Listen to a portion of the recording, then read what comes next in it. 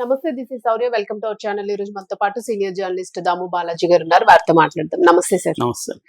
Sir, Anasuya ఒక మెట్టు దిగింది అని అనుకోవచ్చు. ఆమె అంటే రాశికి సారీ చెప్పడము, గతంలో నేను అంటే అప్పట్లో నాకంత ఇది లేదు, ఇప్పుడు చెప్పగలిగే స్థాయి ఉంది, ఇప్పుడైతే దాన్ని మార్చి ఉండేదాన్ని నేను అంటే అసలు ఏంటి మీనింగ్, ఎట్లా తీసుకోవచ్చు? శివాజీ దెబ్బకు అనసూయ సారీ చెప్పిందని వార్తలు వస్తున్నాయి. ఎందుకంటే రాశి వెనక శివాజీ ఉన్నాడు. శివాజీనే రాశిని రంగంలోకి దించి సో రాశి దగ్గర ఒక వీడియో చేయించాడు అనేది ఇప్పుడు వార్తలు. ఎందుకంటే అందులో ఆమె శివాజీని ఏం తప్పుపట్టలేదు. అంటే శివాజీ ఆ 2 పదాలు మాట్లాడాడు, బట్ ఆయన తర్వాత సారీ చెప్పాడు, నాకు బాగా ఫ్రెండే శివాజీ అన్నట్టుగానే మాట్లాడింది. సో అంటే ఇప్పుడు సడన్ గా రాశి ఇప్పుడు వచ్చి, ఇది ఎప్పుడో 3 ఏళ్లకు ముందు జరిగింది, ఇప్పుడు వచ్చి ఆమె వీడియో చేయాల్సిన అవసరం ఏంటి? అంటే అనసూయ ఎవరు చెప్పినా వినట్లేదు, ఎంత వ్యతిరేకత వచ్చినా ఆమె తగ్గట్లేదు, రెచ్చిపోతూనే ఉంది, వీడియోలు చేస్తుంది. కాబట్టి అనసూయ మెథడ్లోనే దెబ్బ కొట్టాలి అని చెప్పి గతంలో అనసూయ, ఇప్పుడేమో ఆమె స్త్రీలకు ఛాంపియన్ లాగా, స్త్రీల శరీరాల హక్కులు ఉన్నాయి, స్త్రీల రక్షణ కోసం నేను నిలబడతాను, పోరాడతానని ఆమె చెప్పుకుంటుంది. సో అందుకని అసలు నువ్వే స్త్రీలను కించపరిచినట్టుగా మాట్లాడలేదా? నువ్వు చేసిన షోలో విపరీతంగా స్త్రీలను కించపరుస్తూ చేస్తున్నప్పుడు నవ్వుతూనే ఉన్నావు కదా, దాన్ని ఎంకరేజ్ చేస్తున్నావు కదా అన్న ఒక నెరేటివ్ని ఇప్పుడు బలంగా బయటికి తీసుకొస్తున్నారు. ఇది అనసూయకి కొంత ఇబ్బందే.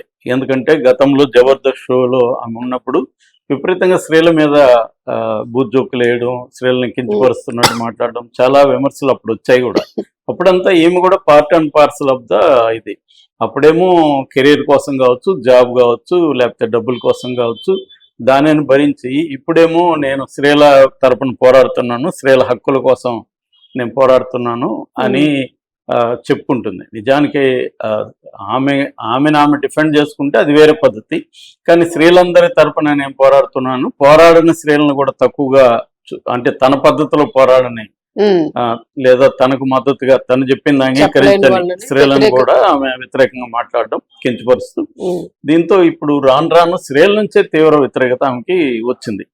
సో ఇప్పుడు అయినా కూడా ఆమె ఎక్కడ తగ్గట్లేదు. ఆమె రీసెంట్ గా కూడా పారాసైట్స్ అంటూ, అంటే నా మీద వీడియోలు చేసి మీరు బతుకుతున్నారు, పరాన్న జీవులు మీరు, నేను కష్టపడి సంపాదించుకుంటుంటే మీరేమో నా మీద ఏడుస్తున్నారు, నా మీద ఏడుస్తూ దాని డబ్బులు చేసుకుంటున్నారు అన్న యాంగిల్లో ఆమె పెట్టేసరికి శివాజీనే ఈ ప్లాన్ చేశాడు అంటున్నారు. శివాజీ చేశాడా, మరి రాశినే ఆమె వాలంటీర్గా ఎప్పుడు వచ్చిందో తెలియదు. అయితే రాశి ఒక వీడియో చేసింది. ఆ వీడియోలో ఏంటంటే శివాజీ కాంటెక్స్ట్ ఇవన్నీ చెప్పింది. ఆమె చెప్పిన తర్వాత అనసూయ పేరు ఎక్కడ చెప్పలేదు, కానీ అందరికీ అర్థమయ్యే విధంగానే మాట్లాడింది. ఇవాళ గట్టిగా మాట్లాడుతున్నామే. 3 ఏళ్లకు ముందు ఒక షోలో రాశి ఫలాలు అని ఆమెకి ఇస్తే రాశి ఫలాలని చెప్పాలి, అది కాకుండా రాశి గారి పొలాలు అని ఆమె చెప్పి వెకిలిగా చెప్పడం. అక్కడ ఉన్న జడ్జి కూడా ఒక మహిళే, అండ్ మేబీ రోజా అనుకుంటా. సో ఆమె కూడా వెకిలిగా నవ్వడం, ఇవన్నీ చేశారు. సో అది నాకు బాడీ షేమింగ్ కాదా? సో అలాగా ఈమె ఇప్పుడు అడుగుతున్నా నేను, ఈమె ఎలా చెప్తుంది. అప్పుడు నేను కేసు కూడా పెట్టాలనుకున్నాను, బట్ మా అమ్మ నువ్వు ఏం కోరుకుంటున్నావు అసలు, దాన్ని బట్టి నీ ప్లాన్ ఉండాలి అన్నప్పుడు నేను మళ్ళీ పునరాలోచనలు పడి దాన్ని ఆపేస్తాను. యాక్చువల్గా నేను ఇవన్నీ చూడను, నా హస్బెండ్ తీసుకొచ్చి చూపించాడు అనేది కూడా. అప్పట్లో రాశిని ఇలాగా చాలా మంది కూడా కామెంట్ చేసేవాళ్ళు. సో ఇప్పుడు దాంతో అనసూయకి అది గట్టిగానే తగిలింది. ఎందుకంటే అందరూ రాశి వీడియోని విపరీతంగా ఇచ్చేసి దీనికేం సమాధానం చెప్తావు, నువ్వేదో పెద్ద స్త్రీలకి అండగా నిలబడి స్త్రీల తరపున పోరాడతానని బిల్డప్లు ఇచ్చుకుంటున్నావు కదా, నువ్వే ఒక హీరోయిన్ని ఇలా కామెంట్ చేయొచ్చా పబ్లిక్ గా అని చెప్పేసరికి ఇంకా ఆమెకి వేరే మార్గం లేకుండా డైరెక్ట్ గా సారీ చెప్తూ ట్వీట్ చేసింది. యాక్చువల్గా అయితే మామూలుగా వేరే దానికంతా వీడియోలు చేస్తుంది ఆమె, దీనికి మాత్రం ట్వీట్ చేసి ఊరుకుందన్న విమర్శలు కూడా వస్తున్నాయి. బట్ ఆ ట్వీట్ లో ఆమె రాశికి సారీ చెప్పింది. సారీ చెప్తూ కూడా తనది తప్పు కాదన్నట్టుగా కవర్ చేసుకోవడం ఇచ్చిన వాళ్ళు రాసిన వాళ్ళు డైరెక్టరు వాళ్ళు చెప్పారు, బట్ నేను వాళ్ళని వ్యతిరేకించేంత శక్తి లేదప్పుడు నాకు, కాబట్టి ఇప్పుడు అంత శక్తి ఇప్పుడు ఉంది సో అని చెప్పింది. మరి శక్తి ఎప్పుడు వచ్చింది? ఇప్పుడు అంటే ఈ రోజు రేపో రాలేదు కదా, నిన్న ఈ రోజు రాలేదు కదా, 3 ఏళ్లకు ముందు వచ్చింది. మరి ఇట్లాంటివి చాలా ఉన్నాయి. మరి శక్తి వచ్చింది కదా, రాసి అడగక ముందే ఆమె సారీ చెప్పి ఉండాలి కదా, నేను గతంలో కూడా స్త్రీలను కించపరిచే దాంట్లో చేశానని కూడా ఆమె చెప్పుకొని ఉంటే ఇప్పుడు ఆమె చెప్పిన దాన్ని అంగీకరించవచ్చు. అంటే ఎవరో ఎత్తు చూపిస్తే మాత్రం అప్పుడు సారీ అది కూడా నా రోల్ కాదు, నేను ఒక టూల్ మాత్రమే, ఎవరో చెప్పిస్తే నేను ఆ షోలో చేయాలి, అది కొంతవరకు వాస్తవం. ఇప్పుడు యాంకర్లు మీకు చెప్తాను నేను, కానీ మీరు కొన్ని మీకు ప్రిన్సిపల్ గట్టిగా ఉన్నప్పుడు నేను చెప్పను సార్ అని మీరు అంటారు. సో అన్నప్పుడు ఒకవేళ ఉద్యోగం పోతుంది, నువ్వు చేయకపోతే అంటే ఉద్యోగం పోయినా పర్లేదు నేను చెప్పనని, అంటే విలువలకు అంత కట్టుబడి ఉంటే చెప్పరు. కానీ ఇక్కడ విలువల మన కథలో పతంజలి కథలో భోజనం ముఖ్యమా విశ్వాసం ముఖ్యమా అని. సో భోజనం ముఖ్యమా విశ్వాసం ముఖ్యమైనప్పుడు ఆకలి ఎత్తినప్పుడు భోజనమే ముఖ్యము, ఆకలి తీరినాక విశ్వాసం ముఖ్యమని పొద్దు తిరుగుడు పువ్వు ఏదో ఉంది, పిలక తిరుగుడు పువ్వు. ఆ పిలక తిరుగుడు పువ్వులో పతంజలి రాస్తాడు, ఒక కుక్కకి గోపాత్రుడు కుక్కకి తన యజమాని ఇంట్లో ఫుడ్ పెట్టే పరిస్థితి లేనప్పుడు యజమానికి శత్రువు ఇంట్లో పోయి ఫుడ్ తినాలి, ఇది అప్పుడు దానికి డైలమా వస్తుంది. అంటే విశ్వాసం, మన యజమానికి మన విశ్వాసం ఉండాలి, కానీ ఇప్పుడు ఆకలేస్తుంది ఏం చేయాలి, అవకాశం లేదు. కాబట్టి ముందు ఆకలి తీర్చుకొని తర్వాత విశ్వాసంగా మన యజమాని దగ్గర ఉన్నామని అది అనుకుంటుంది. ఎవరికైనా ఇది వర్తిస్తుంది. సో వాళ్ళ అవసరాలే డామినేట్ చేస్తాయి తప్ప విలువలు అనేవి సెకండరీనే. విలువలు మళ్ళీ మాట్లాడచ్చు కానీ ముందు ఇది మాట్లాడతారు. సో అలాగా ఈమె కూడా ఇప్పుడు విలువల గురించి మాట్లాడేటప్పుడు ఆమె తన గతంలో ఇదే స్త్రీలను కించపరుస్తూ రోజు అనేక షోలు ఆది లాంటి వాళ్ళు ఎంత కించపరుస్తూ మాట్లాడే వాళ్ళు చూసాను.